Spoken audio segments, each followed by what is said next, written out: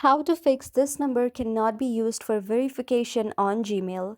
Hello everyone, my name is Smile and in this video I'm going to show you how you can fix this problem of yours.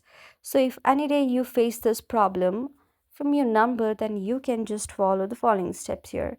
So whenever you try to sign in to your Gmail account and it goes to say that unusual activity has been detected on the account, or you cannot ask for phone verification where you input your phone number as well. It says that the phone number cannot be used for verification and have no clue what you can do after that. Then if you have something problem like this, then what you can simply do is you can simply go on the supportgoogle.com accounts, and after going here you can ask your problem and then the Google will send you feedback, and after sending the feedback your problem might be solved.